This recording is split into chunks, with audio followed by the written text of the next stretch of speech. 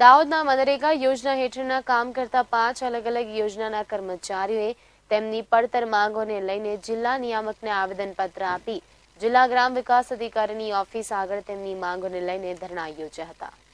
દાહોદ જિલ્લામાં 5 અલગ અલગ યોજનાઓના કર્મચારીઓ જેવા કે મનરેગા યોજના, મિશન મંગલમ યોજના, સ્વચ્છ ભારત મિશન યોજના, પ્રધાનમંત્રી આવાસ યોજના, વોટરશેડ યોજનામાં અલગ અલગ કામ કરતા કર્મચારીઓએ તેમની પડતર માંગોને લઈને ધરણા યોજ્યા હતા। તો સાથે ધરણા પર ઉતરેલા કર્મચારીએ જિલ્લા નિયામકને આવેદન આપી જિલ્લા ગ્રામ વિકાસ અધિકારીની કચેરી પાસે પડતર માંગોને લઈ ધરણા શરૂ કર્યા હતા। તેમજ આવેદન આપ્યા બાદ કર્મચારીએ ચીમકી પણ ઉચ્ચારી હતી કે અમારી માંગો પૂરી નહીં થાય ત્યાં સુધી અમે ધરણા પર બેસવા ઈચ્છીએ છીએ તેમજ આગામી સમયમાં ઉગ્ર આંદોલન પણ કરીશું।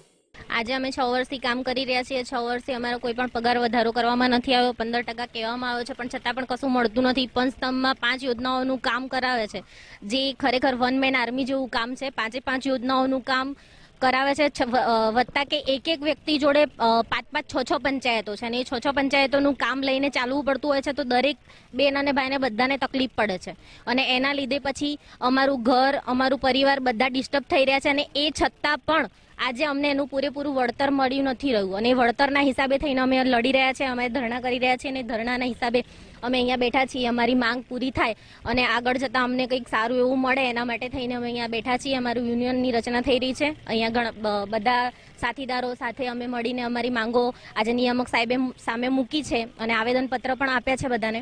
એટલે હવે આગળ શું થાય છે એની જોઈએ છે, સ્ટ્રેટેજી નવી કંઈક બનાવી રહ્યા છે કે જેથી કરીને બધાને લાભ થાય અને આગળ જઈને સૌથી વધારે કંઈક વધારો મળે કે ગમે તે કંઈક થાય। કારણ કે આજે છેલ્લા 6 વર્ષથી નોકરી પર અમે લોકો પોતાની કર્તવ્ય નિષ્ઠા નિભાઈ રહ્યા છે છતાં પણ અમને એવો કોઈ લાભ નથી મળ્યો કે જે આમ કહેવાય। 5000ની અંદર આજે કશું થતું નથી, કોઈના કરિયાણાનું બિલ નથી નીકળતું અને એ છતાં પણ અમે લોકો કર્તવ્ય નિષ્ઠાથી પોતાની નોકરી બજાવી રહ્યા છીએ અને કશું મળી નથી રહેતું અને એ પગાર વધારા માટે થઈને જ વધારે તો છેલ્લા 1 વર્ષથી જે આ પંચસ્તંભની યોજના આવી છે અને એના લીધે કોઈ પણ વ્યક્તિને પોતાનું ઘર બાર છોડીને જાણે નોકરી કરી રહ્યા હોય ને એવું લાગે છે। કારણ કે સવારના 10 થી સાંજના 6 નોકરી કરીએ છીએ છતાં પણ કંઈ મળતું નથી અને કામ અમારું દેખાતું નથી। ગમે ત્યારે નોટિસ આપી દેશે, ગમે ત્યારે છૂટા કરી દેશે। આજે 8 જણને છૂટા કરવામાં આવ્યા છે ને એ 8 જણને રોજગારી આટલા વર્ષ એ લોકોએ કર્તવ્ય નિષ્ઠા કર્યું એ કંઈ નહીં પણ સેજ નબળી કામગીરીને લઈને આજે એ લોકોની કર્તવ્ય નિષ્ઠાને નથી જોતા, એમની નોકરીને નથી જોતા અને એમને છૂટા કરી દેવામાં આવ્યા છે। એ બધાની પડખે અમે ઊભા છીએ। જ્યાં સુધી એ લોકોને લેવામાં નહીં આવે ત્યાં સુધી અમે લોકો અહીંયા બેસી રહીશું અને અમે એ લોકોના સપોર્ટમાં છીએ।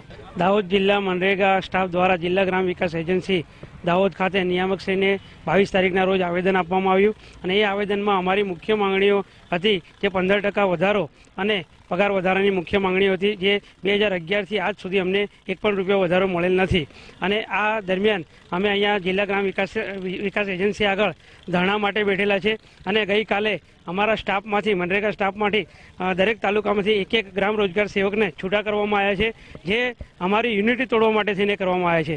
જો અમારી આ માંગણીઓ પૂરી નહીં થાય અને જે અમારા સ્ટાફના મિત્રોને છોડવામાં આવ્યા છે એ લોકોને ફરીથી નહીં લેવામાં આવે ત્યાં સુધી અમે આ હડતાલ ચાલુ રાખીશું અને આને ઉગ્ર આંદોલન તરીકે અમે કરીશું। દીપેશ દોશી સાથે લાઈવ ગુજરાત ન્યૂઝ દાહોદ।